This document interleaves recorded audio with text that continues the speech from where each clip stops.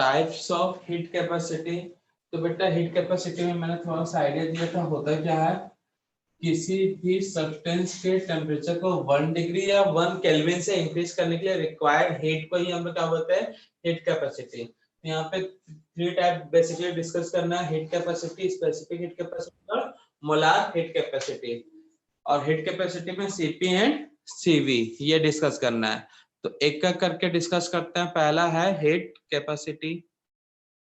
तो फर्स्ट बच्चा heat capacity, तो इसमें डेफिनेशन नोट कर लेना। First point, the amount of heat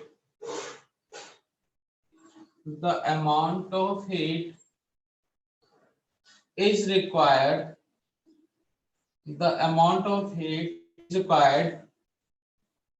for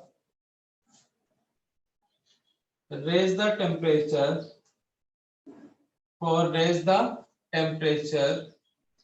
the amount of heat is required for raise the temperature by 1 degree Celsius or 1 Kelvin. The amount of heat is required for raise the temperature by 1 degree Celsius or 1 Kelvin.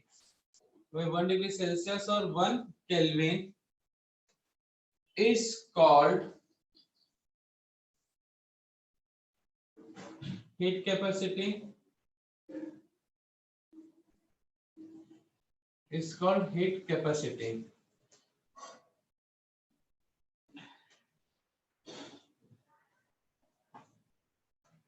It is represented by capital C symbol.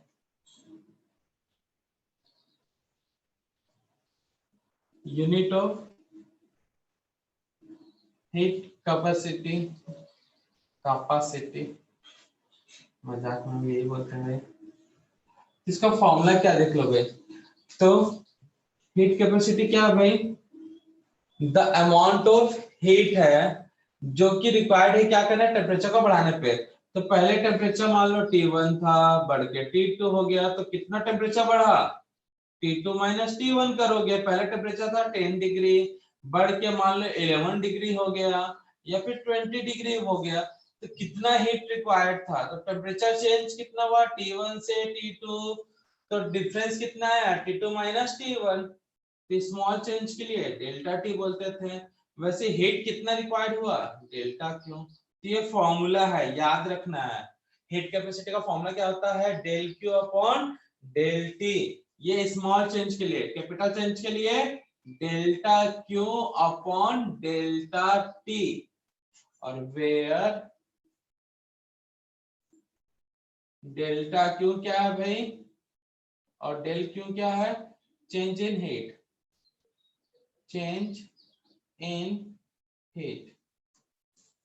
लिख लेता हूं, where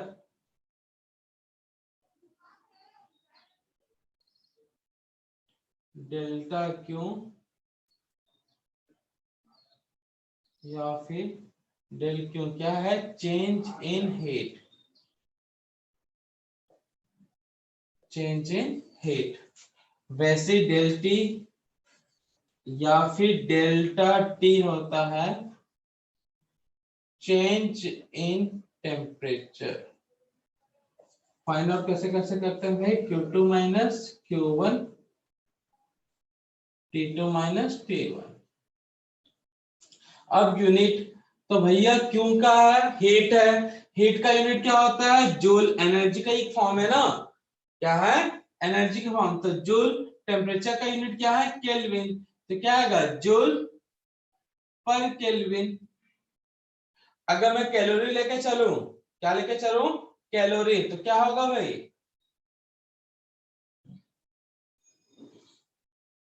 तो unit लेके चलूं calorie, तो क्या होगा, calorie पर केल्विन। तो ये यूनिट है हीट कैपेसिटी का। यूनिट है किसका बच्चा, हीट कैपेसिटी का। तो रिपीट करा, the amount of heat is required for raise the temperature by 1 degree Celsius और 1 kelvin is called heat capacity.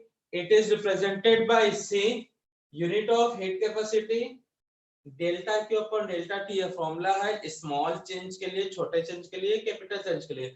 तो बोलेंगे सर हमको कैसे पता चलेगा स्मॉल चेंज? मत पता करो, कोई फर्क नहीं पड़ता, बस Q2 माइनस Q1 करो, डेल्टा क्यू निकल जाएगा या डेल क्यू, डेल्टा टी निकल जाएगा या डेल टी। और यूनिट क्या है? हीट का यूनिट मतलब एनर्जी, एनर्जी का यूनिट क्या होगा? जूल होगा, कैलोरी होगा, अर्ग होगा। तो जूल रख रहे हो टेम्परेचर केल्विन में तो जूल पर केल्विन, डिग्री में रख रहे हो तो जूल पर डिग्री। तो जनरली जूल केल्विन और कैलोरी केल्विन में दिया रहता है, तो इसलिए हमने यही यूनिट नोट करवाया।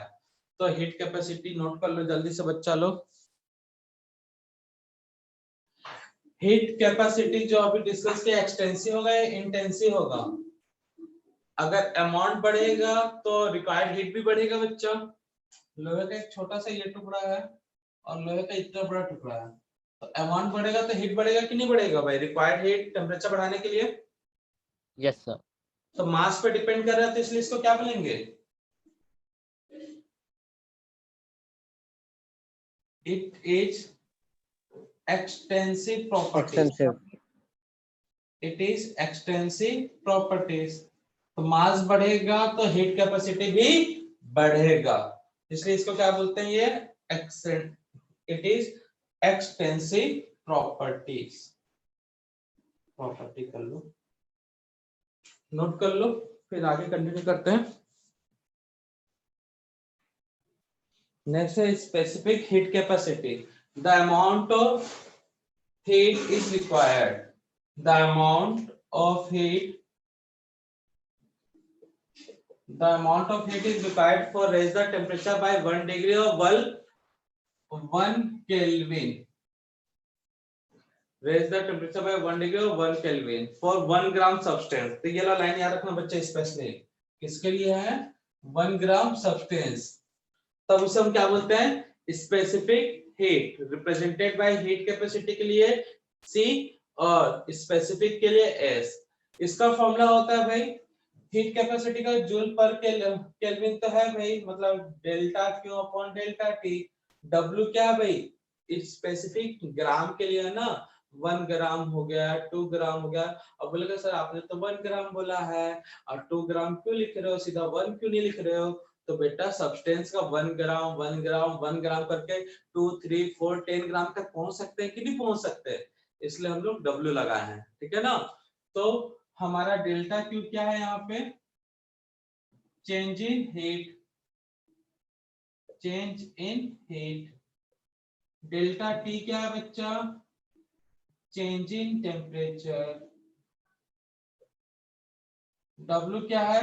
वेट, ठीक है ना, गिवन वेट ऑफ सब्सटेंस। तो बच्चा यूनिट क्या होगा? हेंस यूनिट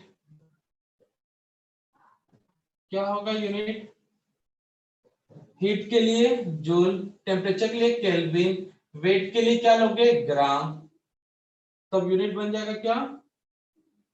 जूल पर केल्विन पर ग्राम, या फिर कैलोरी पर केल्विन पर ग्राम।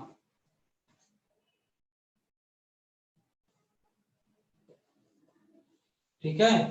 अब ये बात आता है, ये एक्सटेंसिव होगा या इंटेंसिव? मास तो कांस्टेंट हो गया बच्चा, ये किसके लिए बोला जा रहा है? सिर्फ 1 ग्राम के लिए। किसके लिए बोला जा रहा है? 1 ग्राम सब्सटेंस। तो मास चेंज हो रहा है क्या? नहीं हो रहा। हर एक 1 ग्राम के लिए, किसके लिए बेटा? हर एक 1 ग्राम के लिए ये हीट क्या रहेगा? कांस्टेंट।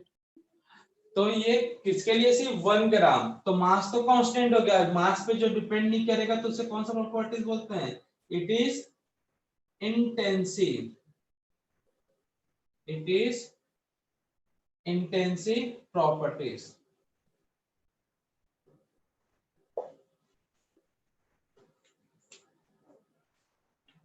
नोट कर लो अब। तो क्या है? Heat Q by delta T मतलब C इंटू 1 बाई W। तो Q अपॉन डेल्टा टी को हीट कैपेसिटी बोलते हैं, C रख दिया, W जैसा था वैसे ही C अपॉन W। एक और फॉर्मूला बन जाएगा बच्चा।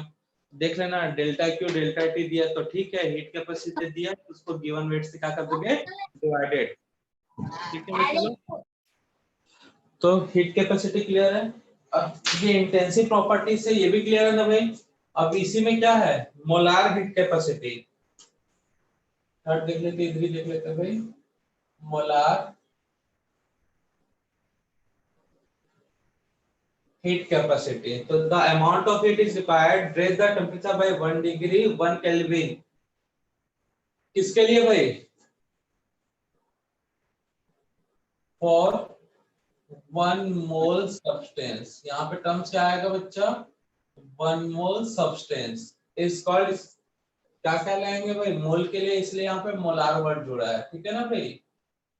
मोलार हीट कैपेसिटी, सी से हीट कैपेसिटी, मोलार के लिए सीएम, ठीक है ना, चीफ मिनिस्टर, मतलब मोलार हीट कैपेसिटी। अब सीएम इक्वल टू क्या होगा भाई, हीट कैपेसिटी का formula delta Q upon delta T, mole के लिए बोला तो एन, यही होगा, तो यही होगा ना, पर मोल के लिए बोला है तो यहाँ पे एन। अच्छा मोल कैसे निकालते हैं बच्चा, गिवन वेट अपॉन मॉलिक्यूलर मास। गिवन अपॉन मॉलिक्यूलर मास।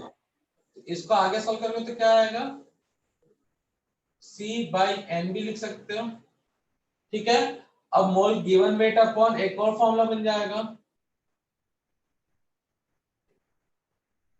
मोल given weight upon molecular mass, तो क्या हो जाएगा भाई, मॉलिक्यूलर मास ऊपर जाएगा, delta T delta Q molecular mass divided by given weight. एक और फॉर्मूला बन जाएगा कि नहीं बन जाएगा बच्चा लोग, हाँ सर। C बाई एन, तो यहीं पे लिख दूं कि अलग से इसको रहने दो, CM। इसी को और सिंप्लीफाई करोगे तो एक और फॉर्मूला बन जाएगा भाई, इसको बोलते हैं हीट कैपेसिटी, तो C M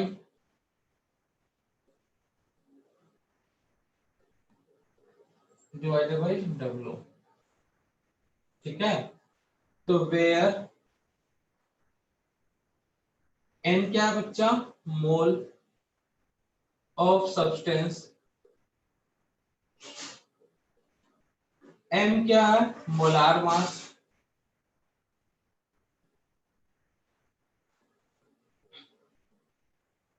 और M हो गया वेट क्या है, W क्या है, weight of substance,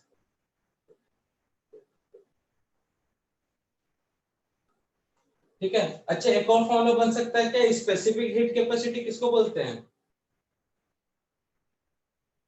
specific heat capacity किसको बोलते हैं, heat capacity upon given weight. इतना को बोलते हैं,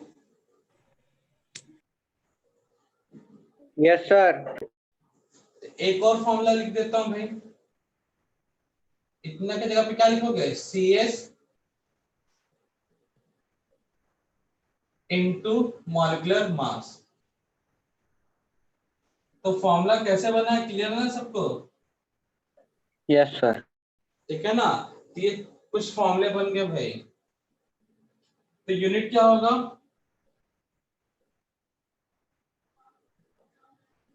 यूनिट क्या होगा, या फिर इसको फॉर्मूले को थोड़ा सा डेट मीन्स करके नोट कर लो, मोलार हीट कैपेसिटी, इसको क्या बोलते हैं, heat capacity, heat capacity divided by mole, या फिर बोल सकते हैं ये specific heat capacity divided by into molecular mass, specific heat capacity into molecular mass. अब यूनिट क्या होगा बच्चों,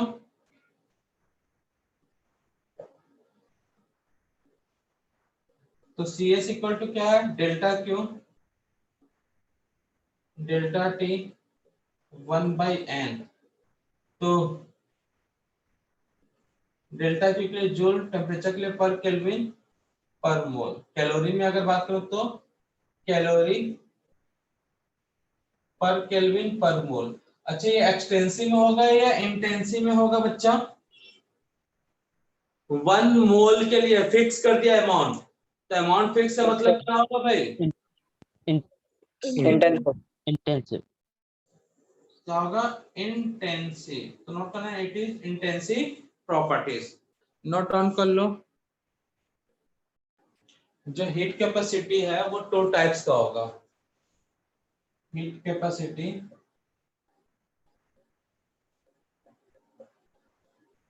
कितने टाइप का होगा? 2 टाइप्स, एक सीवी और एक है सीपी। तो डेफिनेशन क्या है? वही है भाई, the amount of heat is required for raise the temperature by 1 degree Celsius और kelvin at constant volume.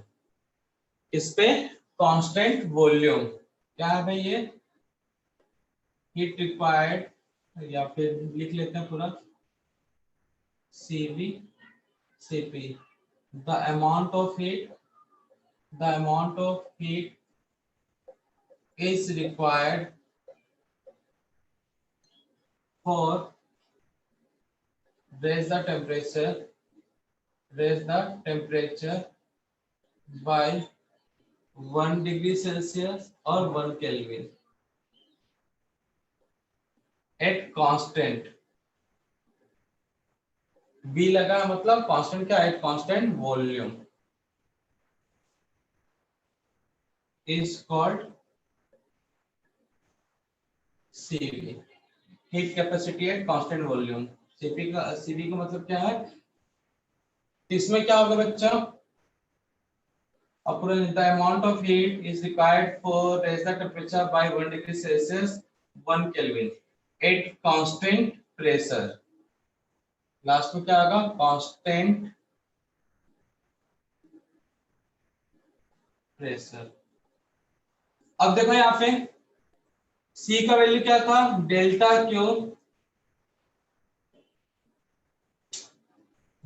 Q upon delta T.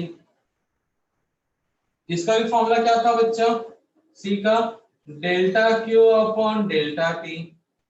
अब कांस्टेंट वॉल्यूम है तो यहाँ पे क्या लग जाएगा? V, यहाँ पे V। प्रेशर कांस्टेंट है तो P।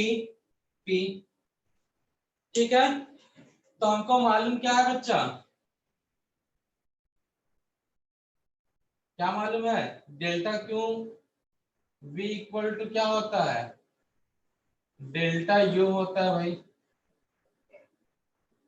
वैसे डेल्टा QP इक्वल टू क्या होता है? बोलो जल्दी से, किसी को याद आ रहा है? चेंज इन एंथैल्पी, डेल्टा H होता है, एच। एंथैल्पी, ठीक है ना, चेंज। तो फॉर्मूला क्या होगा? Cp equal to delta H upon delta T, और यहाँ पे ये, और डेल्टा H इक्वल टू क्या होगा? Cp डेल्टा T, या फिर delta H equal to Cp T2 minus T1।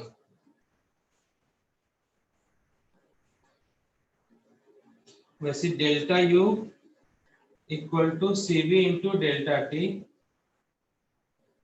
ठीक है ना। तो यहाँ पे डेल्टा U निकालने का एक नया फॉर्मूला मिल गया आपको, T2 माइनस T1।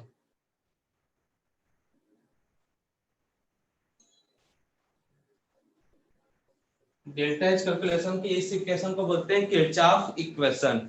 नोट कर लो।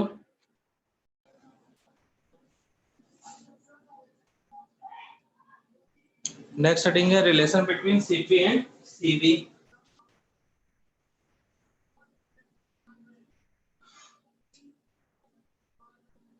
तो Cp इक्वल टू हमको मालूम है del H upon del T होता है भाई, ये इक्वेशन 1। ये भी हमको मालूम है Cv equal to del U upon del T होता है। तो दोनों को माइनस कर दोगे तो क्या आएगा? Del H upon del T minus del U upon del T. Del T हो गया भाई, del H minus del U, del H plus del U del N G R T होता है। तो टेम्परेचर चेंज हो रहा है तो डेल्टा टी लूंगा भाई। अगर मोल 1 है, मोल कितना है? 1 है, तो डेल एन जी का वैल्यू 1, तो क्या होगा delta H equal to delta U R T.